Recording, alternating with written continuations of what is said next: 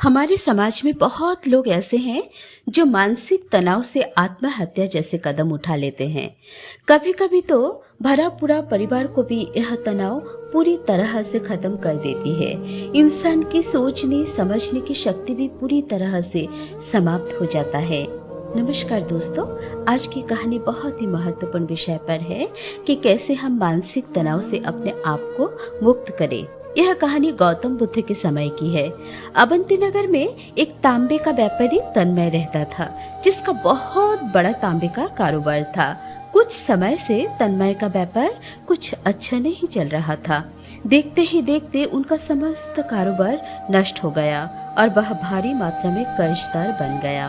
वह मानसिक तनाव से ग्रसित होकर मद्यपान और कुसंगतियों में लिप्त हो गया। इन सब परिस्थितियों के चलते तन्मय की पत्नी अपने एकमात्र पुत्र को लेकर घर छोड़ देती है। तन्मय के जीवन में धीरे धीरे अंधकार छा जाता है। वह हताश और निराश होकर सिद्धांत लेता है कि वह आत्महत्या कर लेगा। एक दिन शाम के वक्त वह अपने घर के निकट एक ऊंचे पहाड़ पर आत्महत्या के लिए पहुंचता है। तत्पश्चात वह पुरानी स्मृतियों को और अपनी पत्नी और बेटे को याद कर बहुत जोर जोर से रोने लगता है। वह तय करता है पहाड़ के नीचे से जो नदी बह रहा है उसमें वह कूदकर अपनी जान दे देगा। वह रोते हुए धीरे धीरे किनारे की ओर पहुंचता है छलांग लगाने के लिए। ठीक उसी वक्त गौतम बुद्ध अपने कुछ शिष्यों के साथ वही जंगल से गुजर रहे थे और रोने की आवाज से बुद्ध वहीं रुक गए। उन्होंने देखा कि एक व्यक्ति पहाड़ के किनारे में खड़े होकर रो रहे हैं। बुद्ध को सारा माजरा समझने में देरी नहीं लगी और उन्होंने अपने शिष्यों के साथ व्यक्ति के पास जा पहुंचे। बुद्ध ने व्यक्ति से पूछा, कहाँ जा रहे हो तुम? तन्मय ने कहा, मैं और जिंदा नहीं रहना चाहता हूँ। मेरा जीवन अंधकारमय हो चुका है।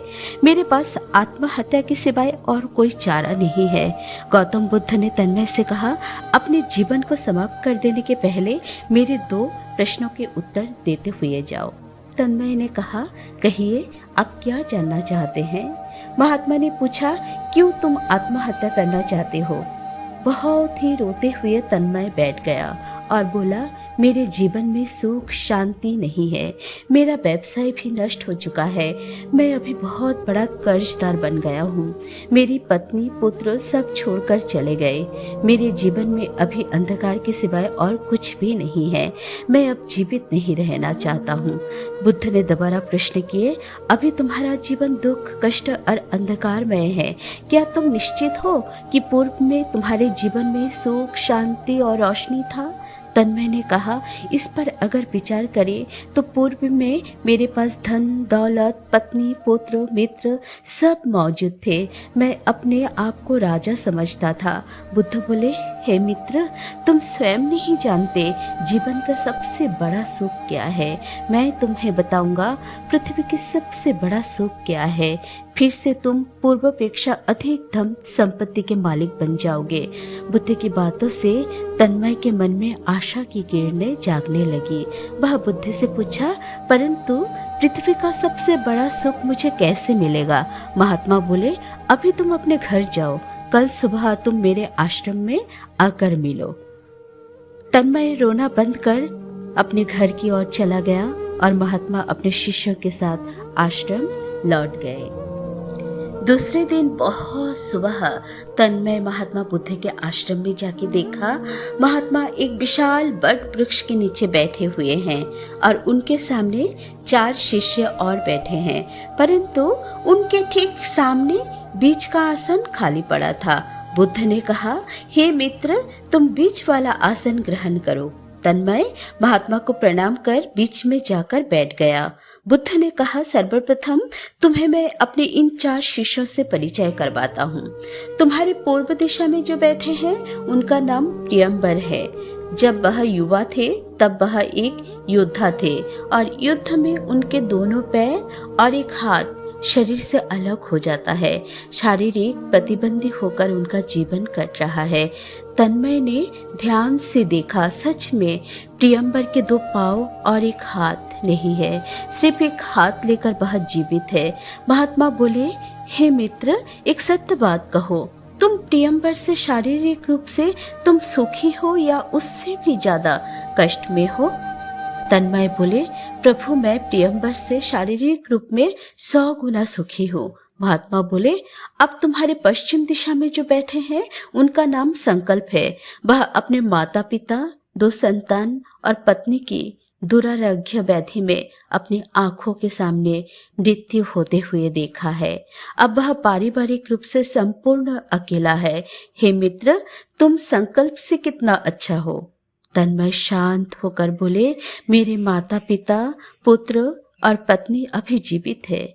शायद उन लोगों ने मुझे मेरे कर्म और बर्ताव के कारण त्याग दिया है, फिर भी मैं निश्चित हूँ कि वो लोग मुझे अभी भी चाहते होंगे और परवाह करते होंगे। मैं संकल्प की इस एकाकीकृत जीवन से बहुत सुखी हूँ। महात्मा मृदु मुस्कुराते हुए कहा, अब तुम्हारे उत्तर में जो बैठे हैं उनका नाम उज्जानन है।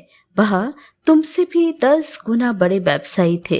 वह मध्यम वयस में अति लोभ, लालसा और कुसंगति के प्रभाव से धन संपत्ति सब खो चुके हैं। बहुत दिनों तक बिना खाए पिए दिन व्यतीत किए अब वह वृद्ध हो चुके हैं, जिस कारण अपनी गलती को संशोधन कर दोबारा व्यवसाय या वाणिज्य कर पाना संभव नहीं है। महात्मा बोले, मित्र तुम क्या उज्जानन से भी खराब परिस्थिति में हो? तन्मय अपना सर नीचे करके बोला, मुझे और लज्जित ना करे प्रभु, मैं समझ चुका हूँ मेरा सोच विचार गलत है। मेरे पास अभी बहुत समय है अपनी गलती को संशोधन कर और नए व्यवसाय में अपने आप को प्रतिष्ठित करना। महात्मा सहित 4 शिष्य मुस्कुराए। महात्मा बोले, मित्र इन 4 शिष्यों से आप पूछिए ये अब कैसे हैं? इन सभी का एक ही उत्तर रहेगा, पहले से अब ये बहुत अधिक सुखी है। हे मित्र, दिन के बाद जैसे रात होता है ठीक उसी तरह रात के बाद दिन अवश्य ही आएगा। परिवर्तन ही संसार का चरम सत्य है। पहाड़ से शिक्षा लो, कैसे पहाड़ धूप ताप को बर्दाश्त करते हैं, वैसे ही बसंत की स्निग्ध रात और बारिश को भी उपभोग करते हैं। हमें ऐसा होना होगा, ना हम अधिक सुखी में सुखी होंगे, ना ही अधिक दुखी में दुखी। अनुभूति और मन को अटल करना होगा। तुम अपने पूर्व के कर्म की भूल को विश्लेषण कर उनमें संशोधन करो। खुद की और अपनी आवश्यकताओं को नियंत्रित करो। तुम्हारे पास अभी बहुत वक्त है। अवश्य ही तुम्हारे सुकर्म असद व्यवहार से तुम्हारे अपने जरूर वापस आएंगे। वास्तव में हम खुद नहीं जानते हैं हमें क्या चाहिए और इतने सारे उम्मीदों में चकर जाते हैं कि अगर यह पूर्ण नहीं होता है तो दुश्चिंताओं में लिप्त हो जाते हैं। क्यों हम दूसरों की बराबरी करें? जीवन तो एक ही है। हम इसे व्यवस्थित तरीके से चला सकते हैं और सुखी हो सकते हैं। तो दोस्तों, अगर ये कहानी आपको अच्छा लगे तो आगे भी शेयर, लाइक और सब्सक्राइब जरूर कीजिएगा। धन्यवाद।